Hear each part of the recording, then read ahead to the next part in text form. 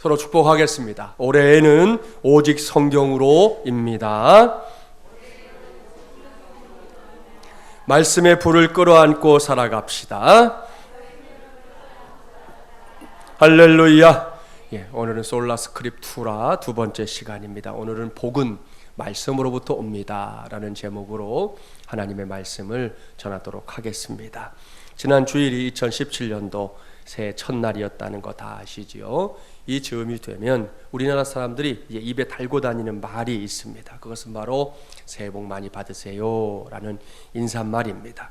우리 교회에서는 새해에 하나님의 복 많이 누리십시오 라는 축복으로 대신했는데요. 지난 한 주간을 살면서 저도 우리 성도들은 물론이고 제가 살고 있는 곳에서 만나는 사람들에게 또 교회 인근에서 만나는 사람들에게 계속해서 복 많이 받으시라 축복의 인사를 전했습니다. 그러면 대부분의 사람들이 제가 하는 인사를 받아줍니다. 그리고 저를 향해서도 그들도 복을 빌어줍니다. 이렇게 우리나라 사람들이 신년이 되면 늘 주고받는 인사가 바로 복입니다. 이 복은 그야말로 모든 사람들이 받고 싶어하는 것 중에 하나요, 으뜸인데요. 그렇다면 복이 뭐냐? 한자어로는 이 복복자 쓰잖아요. 이 글자는 변천의 과정을 거쳐서 만들어진 겁니다. 영상에 나오는 제일 앞에 있는 글자가 갑골문자라는 건데요. 갑골문자는 거북이의 이 배딱지와 소의 어깨 쭉지 뼈에 새긴 글자를 가리키는 겁니다. 고대 글자 중에 하나인데요. 이 글자에 따르면 옆에 있는 그림처럼 술이 가득 담긴 술병과 제단의 모양을 본떠서 이 글자를 만든 겁니다.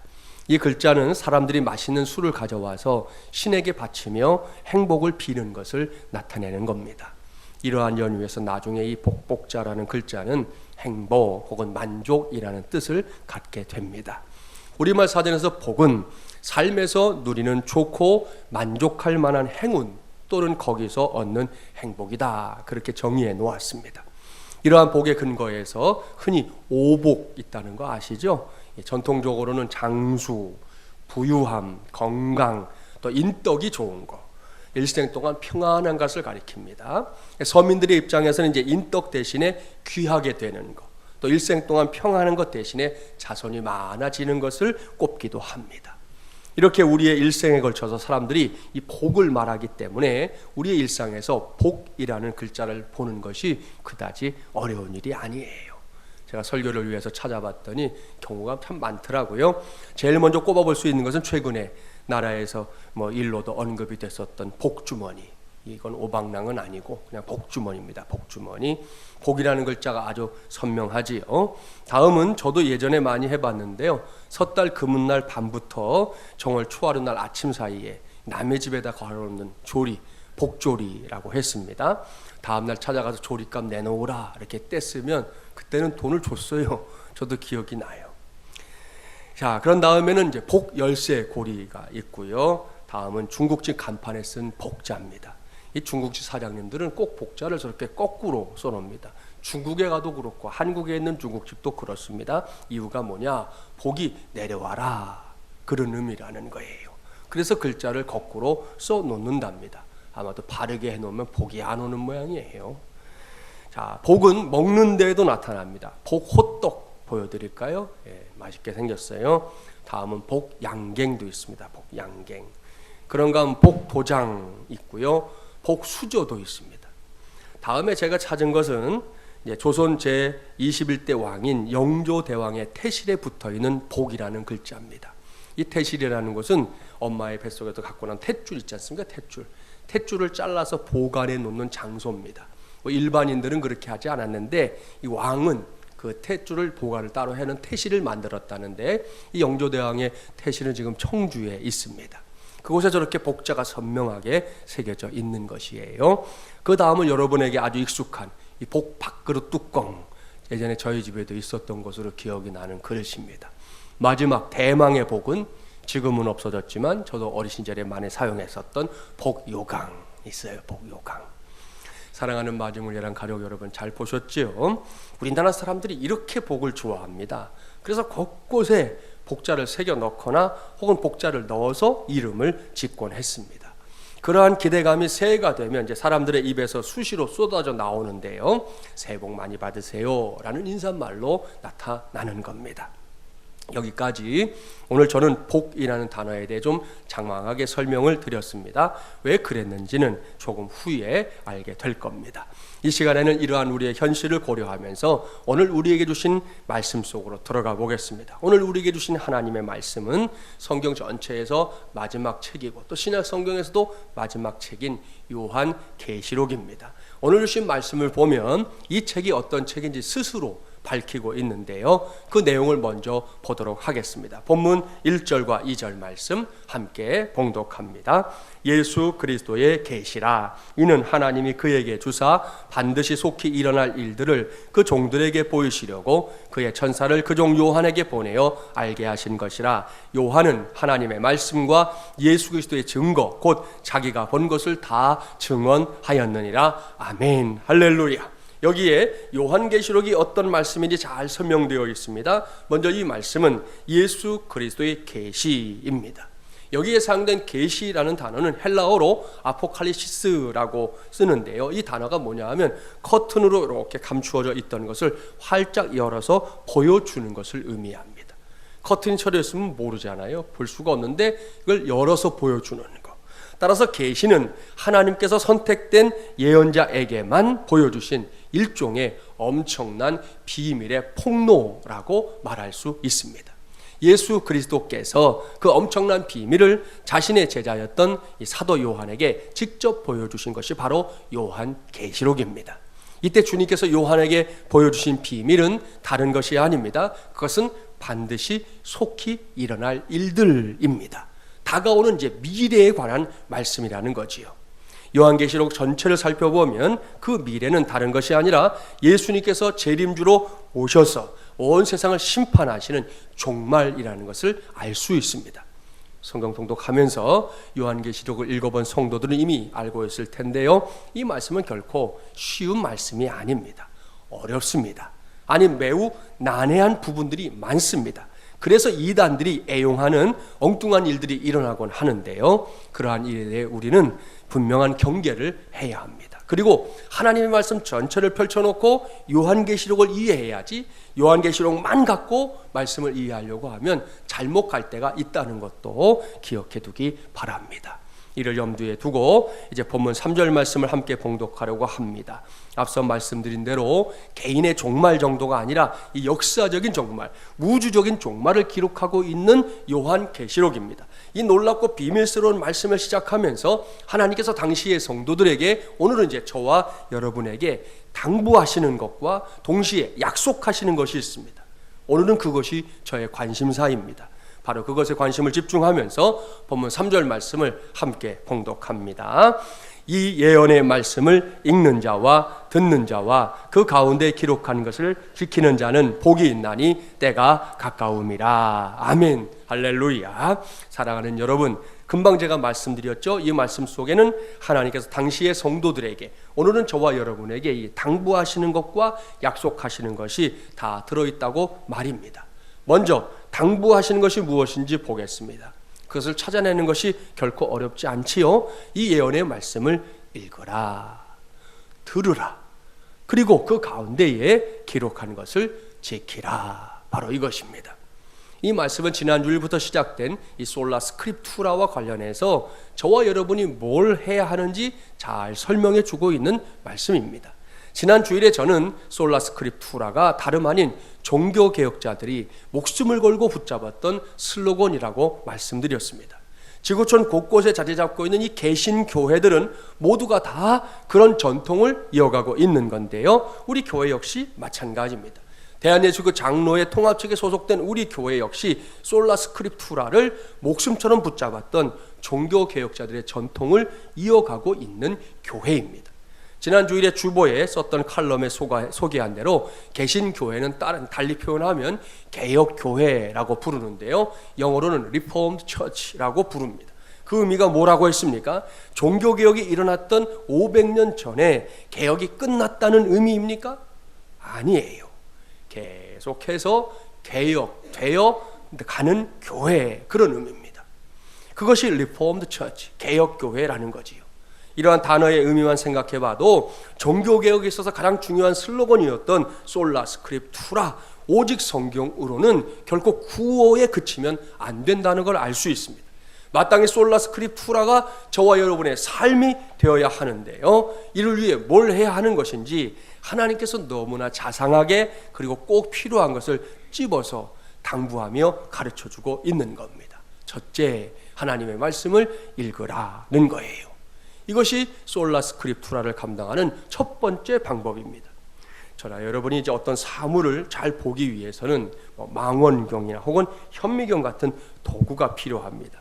관광지 같은 곳에 가서 보시면 이렇게 망원경 해놓은 거 보셨죠? 동전 넣고 딱 열리면 보는 거, 혹은 실험실에서 작은 것, 우리 눈으로 평범하게 볼 수 없는 작은 것을 보기 위해서는 이제 현미경 같은 기계가 필요하다는 겁니다. 이것은 결국 기술의 문제고 능력의 문제인데요, 그런 관점에서 본다면 개인적으로 실력을 쌓고 혁신을 이루면 이전보다 더 많이 볼 수 있고 더 잘 볼 수 있습니다. 대개 이 똑똑하다는 사람들이 많이 보고요, 잘 봅니다. 그래서 성공하거나 다른 사람들보다 앞서는 경우가 많습니다. 그러나 여기서 꼭 기억하십시오. 항상 똑똑한 사람들만 잘 보는 것은 아닙니다. 내게 특별한 능력이 없더라도 아주 잘 볼 수 있는 길이 있어요. 그것은 가까이 가서 보는 겁니다. 그렇죠? 내게 이런저런 기술이 없고 기구가 없더라도 일단 가까이 가면 잘 볼 수 있습니다.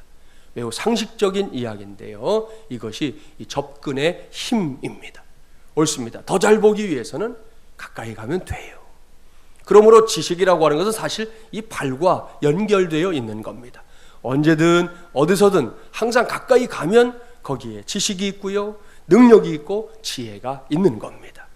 하나님과 우리의 관계도 다르지가 않아요. 누구나, 그야말로 누구나입니다. 누구나 하나님을 더 잘 알고 그런 가까이 하고자 하는 마음 가질 때 제일 필요한 게 뭐겠어요? 주께로 가까이 가는 것이죠. 왠지 아시죠? 무엇이든 가까이 가면 크게 보입니다. 하나님도 그렇습니다. 가까이 가면 하나님이 크게 보입니다. 살면서 만나는 문제도 마찬가지 아닙니까? 문제에 가까이 가면 문제가 크게 보여요. 사람들과 대화를 나누다 보면 항상 이 문제를 이야기하는 사람들이 있어요. 실제로 문제가 많기도 하겠지만 대부분은 그 문제와 너무 가까이 있기 때문입니다. 그런가 하면 객관적으로는 분명히 많은 문제를 안고 있는 사람인데도 입을 열면 항상 하나님을 말하는 사람이 있어요. 이런 사람은 문제와 상관없이 하나님이 가까이 있으니까 하나님만 보이는 거고요, 하나님만 이야기할 수 있는 겁니다. 이러한 사실로 미루어 볼 때 우리의 삶에서 일어나는 많은 일들이 결국은 이게 거리의 문제구나 하는 걸 알 수 있어요. 사울왕의 서슬퍼런 눈을 항상 피하며 살았던 다윗, 광야에서 많은 문제를 안고 있었습니다. 언제 목이 떨어질지 모르는 두려움 속에서 이 다윗이 광야 나가 살았잖아요. 그런데 그의 고백과 찬송을 보십시오. 온통 하나님으로 가득 차 있습니다. 왜요? 비록 광야에서 많은 문제 속에서 특별히 사울왕의 그 칼날, 그걸 염려하며 살았지만 그럼에도 불구하고 다윗은 하나님께 가까이 가 있었기 때문입니다. 하나님께서는 솔라 스크립투라에도 동일한 원리를 적용하라 말씀하십니다. 그 첫걸음은 하나님의 말씀을 가까이 하면서 읽으라는 거예요. 그러면 어떻게 된다고요? 하나님의 말씀이 크게 보입니다. 잘 보입니다. 확실하게 보입니다. 종종 내가 보고자 하는 것이 너무 멀리 있을 때 그게 잘 보이지 않아서 우리 어떻게 합니까? 눈을 이렇게 찌푸리는 경우가 있는데요, 하나님의 말씀을 그렇게 보지 말라는 겁니다. 하나님의 말씀을 가깝게 놓고 보면요, 얼굴에 내천자 쓰면서 볼 일이 없고요, 5만 가지 인상 쓰면서 볼 일도 없습니다. 하나님의 말씀 앞에서, 이 말씀 안에서 오가시는 주님을 만나게 되는 거고요, 그 달고 오묘한 말씀을 깨닫게 되는 겁니다. 그러니 이것이 얼마나 기쁜 일입니까? 사랑하는 여러분, 하나님이 하나님의 말씀을 놓고 하신 첫 번째 말씀은 말씀을 읽으라는 거예요. 그것도 가까이 하면서 말입니다. 우리 중에 이거 못할 사람이 있습니까?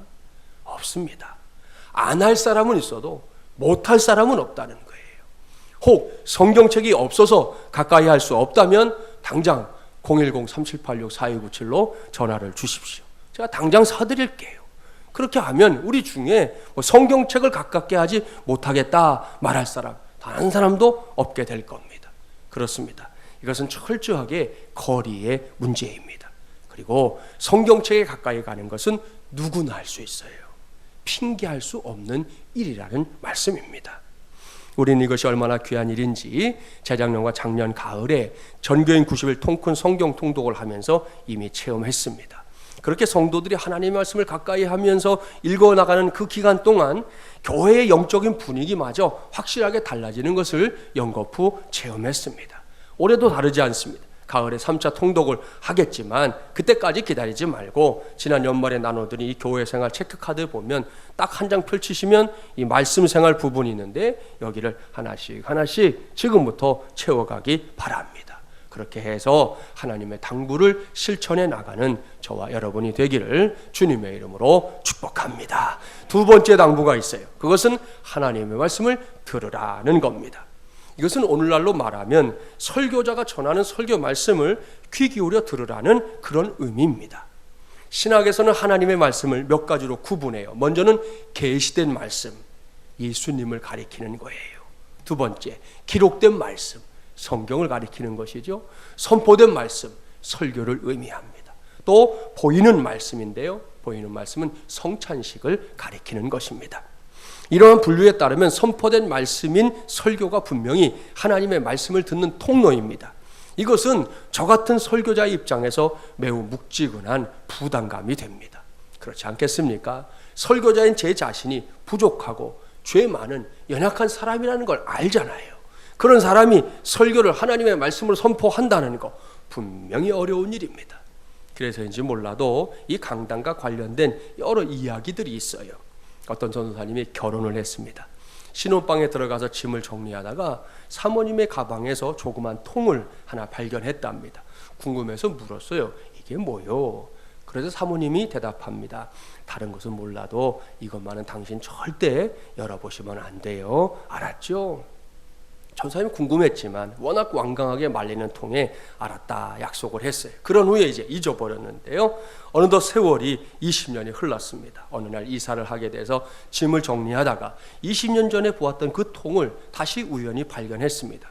이제 그 목사님이 됐잖아요. 목사님이 속으로 이제는 20년이나 지났으니 설마 괜찮겠지 생각하면서 살짝 통을 열어봤습니다. 그런데 그 안에는 현금 200만 원과 계란이 3개, 요즘 계란 되게 비싸죠. 계란 3개가 들어있더라는 거예요. 목사님이 너무 궁금해서 사모님께 사실을 고백하면서 물었습니다. 당신이 절대로 열어보지 말라고 한 통을 내가 오늘 그만 열어봤네요. 그런데 그 안에 있는 이게 도대체 뭐요? 사모님은 절대 열어보지 말라고 했는데 열어봤다고 원망하면서 마지못해 이야기를 해주었습니다. 좋아요. 이제는 말씀드리죠. 당신이 저와 결혼한 후에 교회에서 설교하실 때 제가 졸음이 오면 그때마다 계란을 하나씩 모았어요.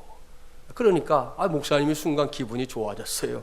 그래요? 그럼 20년 동안 내가 3번밖에는 졸음이 오는 설교를 하지 않았다는 거네. 그럼 그 옆에는 돈은 뭐요? 그래서 사모님이 머뭇거리다가 대답한 거죠. 계란 판 돈이요. 그랬다는 거죠. 들을 끼는 성도들은 잘 들은 줄 믿습니다. 아무튼 사람이 설교를 한다는 거 분명히 부담이에요. 사람이니까 부득불 연약함을 갖고 있는 사람이기 때문에 실수를 할 때도 있습니다. 그럼에도 불구하고 맡겨진 사명이기에 할 수 있는 한 최선을 다하려고 하는 것, 이것만이 제가 할 수 있는 전부입니다. 지금까지도 그랬지만 저는 앞으로도 제가 전하는 말씀이 하나님의 말씀이 될 수 있도록 제 자신이 먼저 말씀 앞에 서는 노력을 게을리하지 않을 겁니다. 제게 먼저 들려주시는 말씀, 그 다음에 여러분에게 있는 그대로 전하는 데에도 최선을 다하도록 하겠습니다. 이를 위해, 그리고 저만이 아니라 모든 설교자들을 위해 여러분 모두가 기도해 주기 바랍니다. 그리하면 이 강단에서는 언제나 하나님의 말씀만이 선포될 줄 믿습니다. 그러나 그것만으로도 안 되지요. 설교를 하나님의 말씀으로 듣는 여러분, 회중들도 마찬가지입니다. 설교자가 진정으로 믿음으로 준비된 설교를 할 때 회중들은 그 설교를 하나님의 말씀으로 100% 받아들여야 합니다. 그래야만 그 말씀이 내 말씀이 되는 것이죠. 나를 살리는 말씀이 되고요, 나를 능력 있게 만드는 말씀이 되는 겁니다. 아무쪼록 우리 교회 안에서는 설교자와 우리 회중들이 하나님의 말씀을 하나님의 말씀으로 선포하고 또 받는 놀라운 역사가 왕성하게 일어나게 되기를 주님의 이름으로 축복합니다. 이 제게는 설교 말씀을 귀를 기울여 듣는 일, 요것만 생각하면 이렇게 떠오르는 실화가 하나 있어요. 이 진짜 실화인데 어느 교회의 한 형제가 군에 입대했을 때의 일입니다. 선임 하사가 주동이 돼가지고 이 내무반에서 밤만 되면 이렇게 음란 비디오를 틀어놓고 보더라는 거예요. 요즘 뭐 야동이라는 거 있잖아요. 믿음을 가진 이 형제가 너무 고민이 됐습니다. 군대라는 특수한 환경이다 보니 마땅히 몸을 피할 곳도 없잖아요. 뭐 타령할 수도 없고. 그래서 음란 비디오가 돌아가기 시작하면 슬그머니 빠져나와서 가는 곳이 화장실이에요. 그러던 어느 날이었습니다. 이날도 이 형제가 음란 비디오 때문에 혼자 빠져나와서 화장실에서 기도를 하고 묵상하다가 나 혼자만 빠져나와서 되겠나? 이건 비겁한 생각이다. 나 혼자만 빠져나오면 이것은 바퀴벌레 신세다. 이런 생각이 들었다는 거예요. 그때 갑자기 입대하기 전에 주일 예배 시간에 들었던 목사님의 설교 말씀 가운데 하나가 떠오른 거예요. 로마에서 이 검투 경기가 없어지게 된 이유를 목사님이 설명해 주셨던 내용이었는데요. 고대 로마 시대에 그리스도인 검투사들 아시죠? 칼 갖고 싸우던 사람들, 그 중에 그리스도인이었던 이 델리마쿠스라는 사람이 피를 흘리며 죽어가는 검투사들을 보면서 막 열광하는 로마 시민들 앞으로 걸어나가면서 이렇게 외쳤다는 거지요. 이 잔혹한 경기는 중단될지어다. 사람들이 막 야유를 보내고 상대방 검투사가 이 델리마쿠스를 찌르려고 달려오는 순간인데 한 번 더 외쳤습니다. 예수의 이름으로 명하노니 이 잔혹한 경기는 중단될지어다. 사람들의 야유가 더 거세지고 어느새 상대방 검투사가 계속 그의 몸을 찔렀습니다. 그는 칼에 찔려 죽어가면서 마지막으로 말했습니다. 나사렛 예수의 이름으로 명하노니 이 잔혹한 경기는 중단될지어다. 이내 분위기가 썰렁해지니까요. 한 사람씩 원형 경기장을 떠났고 이 일을 계기로 로마에서 검투 경기가 사라졌다고 합니다. 이 말씀이 화장실에서 문득 생각이 난 거예요. 이 형제는 화장실에서 영적으로 먼저 무장했습니다. 그러고 나서 내무반을 향해 뛰어들어가면서 이렇게 외쳤다는 거죠. 나사렛 예수의 이름으로 명하노니 음란 비디오는 끌지어다. 어떻게 됐을까요? 늘씬하게 얻어 터졌겠죠. 그렇다면 제가 이 시간에 이 이야기를 못하지요. 아닙니다. 놀라운 일이 일어났어요. 군대의 상식 같으면 아니 이 쫄병 녀석이 하나님하고 동기동창인 고참들이 즐기시는데 하고 얻어 터져야 되는데 그 말씀에 즉시 순종하더라는 거예요. 갑자기 엄숙해지더니 비디오를 탁 끄고 흩어지더랍니다. 모르긴 몰라도 그 안에 예수 믿는 사람이 있는 거지요. 찔린 거예요. 그래 우리 그냥 자자 이렇게 되더라는 거예요. 그대로는 그 문제가 더 이상 그 내무반에서 문제가 되지 않았답니다. 할렐루야. 사랑하는 여러분, 이게 능력 아닙니까? 이것이 기적이 아니고 무엇이겠습니까? 오늘날에도 마찬가지입니다. 하나님의 말씀을 귀 기울여 들을 때 우리에게도 하나님의 역사가 나타나게 될 줄 믿습니다. 세 번째 당부가 있어요. 그것은 하나님의 말씀에 기록한 것을 지키라는 겁니다. 사람들이 흔히 하는 말 가운데 폼생폼사라는 말이 요즘 있죠. 폼에 살고 폼에 죽는다는 말인데요. 저와 여러분이 들고 다니는 하나님의 말씀이 성경책은 결코 폼생폼사를 위해 주신 말씀이 아닙니다. 하나님께서 하나님의 자녀들에게 말씀을 주신 이유는 이 말씀에 기록된 것들을 하나씩 지키며 살라고 주신 거죠. 옳습니다. 지나간 역사를 들여다보십시오. 이 세상에 예수 그리스도의 복음이 전해진 이후 어느 나라, 어느 민족에게서든지 간에 하나님의 말씀이 현실 속에서 지켜질 때 그곳에서 어떤 일들이 일어났는지 아십니까? 하나님의 말씀이 세상을 바꾸는 능력이 되었습니다. 앞서 두 가지 당부를 살펴봤잖아요. 그것이 하나님의 말씀을 가까이 하여 읽는 것이든 혹은 설교자를 통해 선포된 말씀을 귀 기울여 듣는 것이든 간에 그렇게 해서 내게 주어진 하나님의 말씀을 지킬 때 거기에서는 언제나 하나님의 능력이 나타났다는 말씀입니다. 예를 들어 볼까요? 하나님의 말씀은 그 시작인 창세기에서부터 우리 인간의 활동과 휴식에 관한 주기, 이 사이클을 6일간의 활동과 그리고 하루의 휴식으로 규정하고 있습니다. 그렇게 해서 이제 모두 7일을 우리가 한 주간으로, 달력도 그렇게 구성되어 있는 거 다 아시죠? 그런데 이러한 구분이 지금까지 쭉 지켜져 오는 게 아니에요. 지나간 역사 속에는 이러한 하나님의 말씀을 무시하던 때가 있었는데요. 첫 번째는 18세기 프랑스에서 일어났던 무신론 혁명 때입니다. 이때 혁명을 일으킨 주체들이 주일 예배를 못 드리게 하려고, 다른 게 아니라 주일 예배 못 드리게 하려고요, 7일 만에 쉬던 것을 10일 만에 쉬게 했어요. 10일 만에. 그랬더니 그 결과가 뭐냐? 국가적으로 40%의 결손을 본 겁니다. 할 수 없이 일주일을 7일로 되돌려 놓았어요. 두 번째는 여러분도 잘 아시는 구소련의 레닌 아시죠? 레닌의 통치하던 시절, 그때도 사람들을 이 8일 만에 쉬게 해서 노동 생산성을 더 높이려고 했어요. 하루 더 일 시키면 되겠다 생각한 거지요. 그런데 국가 전체의 생산 지수가 30%나 떨어지고 말았습니다.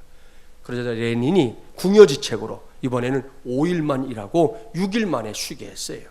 그러나 역시 생산성이 30%나 떨어지고 말았습니다. 결국 이 공산주의자였던 레닌도 7일로 쉬는 제도, 원래의 제도로 돌아갈 수밖에 없었다는 거지요. 참으로 기가 막히지 않습니까?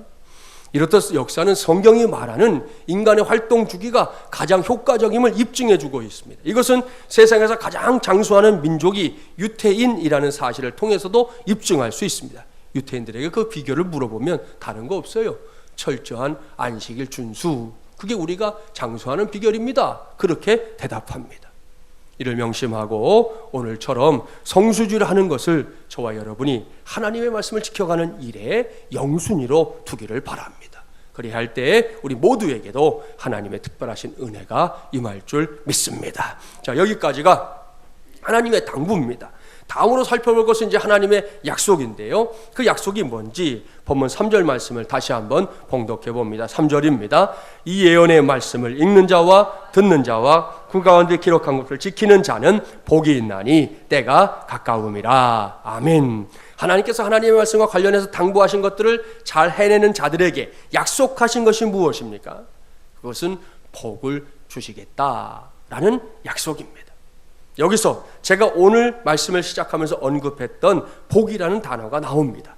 세상에서 흔히 말하는 복, 새해만 되면 사람들이 주문처럼 외치는 그 복 말입니다.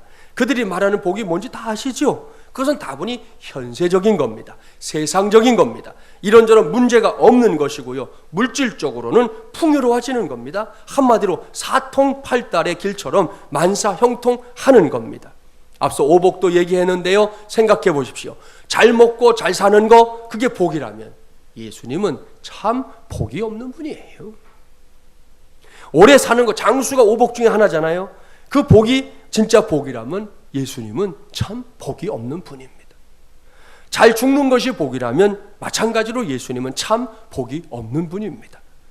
이런 점에서 세상이 말하는 복과 성경이 말하는 복은 차원이 다릅니다. 예수님은 단지 세상의 복을 전하러 이 땅에 오신 것이 아니에요.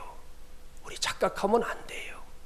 예수님은 자신이 길이라고, 자신이 진리라고, 자신이 생명이라고 말씀했습니다. 따라서 예수님을 잘 믿는 거, 제대로 믿는 거, 열심히 믿는 거, 이것이 우리 모두에게는 진정한 복인 줄 믿습니다. 물론 이 복은 세상에서 말하는 복을 무시하지 않아요. 무가치하다고 여기지 않습니다. 세상이 말하는 복, 우리에게도 필요해요. 그런 복이 없다면 사는 것이 얼마나 힘들겠습니까? 그럼에도 불구하고 그런 복은 우리에게 있어서만큼은 항상 두 번째, 세 번째, 10번째여야 합니다. 하나님의 자녀들이 누려야 할 진짜 복, 으뜸된 복은 다른 것이 아니에요. 주님과 동행하는 겁니다. 나의 기쁨이 아니라 주님의 기쁨이 되는 겁니다. 저와 여러분이 이 길을 걸어가다 보면 세상이 말하는 복들이 나와 멀어질 때가 있습니다. 그럴 때도 여전히 주님과 동행하는 것, 주님의 기쁨이 되는 것, 그것이 복입니다. 그뿐이 아닙니다. 하나님의 자녀들에게 세상이 말하는 복들이요, 넘치게 부어질 때도 있어요. 그럴 때도 그 복 자체에 빠지는 것이 아니라 그 복을 주신 분이 하나님이라는 걸 잊지 않고 여전히 주님과 동행하는 것, 주님의 기쁨이 되는 것, 그것이 복입니다. 빌립보서 4장 11절부터 13절에 기록되어 있는 사도 바울의 위대한 고백 기억하시죠? 내가 궁핍함으로 말하는 것이 아니니라. 어떤 형편에든지 나는 자족하기를 배웠노니 나는 비천에 처할 줄도 알고 풍부에 처할 줄도 알아. 모든 일 곧 배부름과 배고픔과 풍부와 궁핍에도 처할 줄 아는 일체의 비결을 배웠노라. 내게 능력 주시는 자 안에서 내가 모든 것을 할 수 있느니라. 아멘. 이러한 고백이 가능한 상태, 이것이 성경이 말씀하는 복의 실체입니다. 어떤 경우에든 주님과 동행하는 것, 어떤 경우에든 주님의 기쁨이 되는 것. 바울은 그것을 내게 능력 주시는 자 안에서 내가 모든 것을 할 수 있느니라 라는 고백으로 표현하고 있습니다. 이것이 하나님을 나의 아버지로, 예수님을 나의 구세주로 믿고 섬기는 저와 여러분이 받을 복 중의 복입니다. 오늘 주신 말씀에서 그 복을 하나님께서 친히 약속하고 있습니다. 하나님의 말씀을 읽는 자, 하나님의 말씀을 듣는 자, 하나님의 말씀을 지키는 자에게 복을 주시겠다 약속하고 있는 것입니다. 이러한 사실에 근거해서 저는 오늘의 말씀을 복은 말씀으로부터 옵니다 라고 정한 겁니다. 흔히 소문 만복내라고 말하잖아요. 웃으면 만 가지의 복이 온다, 그런 말입니다. 이것은 일리도 있고요, 또 사람들의 간절한 바람이 담겨 있는 말입니다. 하지만 여러분, 진짜 만복내는 그저 웃는 것으로만 오는 게 아니에요. 웃기만 해서 만복이 오면 걱정이 없죠. 근데 그것이 다 되는 게 아니에요. 진짜 만복이 저와 여러분에게 오는 길, 그 길은 하나님의 말씀으로부터인 줄 믿습니다. 이러한 사실을 확실하게 밝히는 말씀 한 곳도 소개하고 말씀을 마무리하려고 하는데요, 구약성경 신명기 10장 13절 함께 찾아보실까요? 구약 278조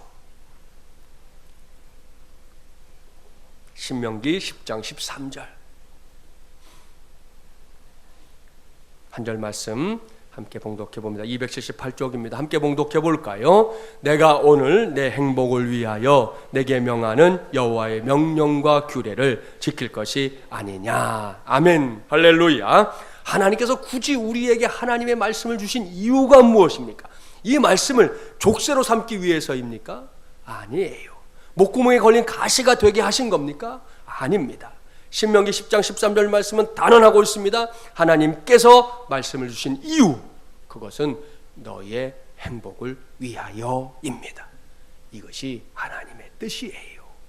옳습니다. 하나님께서 구약 시대에는 이스라엘 백성들이, 그리고 오늘은 우리가 행복하게 살 수 있기를 간절히 바라기 때문에 이스라엘 백성들에게, 그리고 우리에게 하나님의 말씀을 주신 줄 믿습니다. 오늘 이후 이러한 사실을 굳건하게 믿는 가운데 하나님의 말씀을 가까이 하며 읽으십시오. 하나님의 말씀이 선포될 때는 귀를 쫑긋 세우고 그 말씀을 들으십시오. 그뿐이 아닙니다. 그렇게 읽고 들은 말씀 중에 단 한 가지라도 좋으니, 한 절이라도 좋으니 그 말씀을 지키며 사십시오. 그리할 때 저와 여러분에게 성경이 말씀하는 복이 임합니다. 꼭 기억하십시오. 하나님의 말씀은 언제나 사람을 행복하게 하는 방향으로 이끕니다. 그렇기 때문에 믿음으로 그것을 지키는 사람들은 복을 받지만, 그렇지 않고 하나님의 뜻을 억지로 거스르려 하는 자들은 낭패를 볼 수밖에 없는 거예요. 이를 명심하고 이제 막 시작된 2017년도를 말씀으로부터 오는 복을 누리는 한 해로 삼는 저와 여러분이 되기를 바랍니다. 그래서 하나님께서 친히 하늘과 이 땅의 문을 여시고 하늘의 신령한 복과 땅의 기름진 복을 저와 여러분에게, 그리고 우리 공동체에게 충만하게 부어 주시기를 주님의 이름으로 간절히 축원합니다.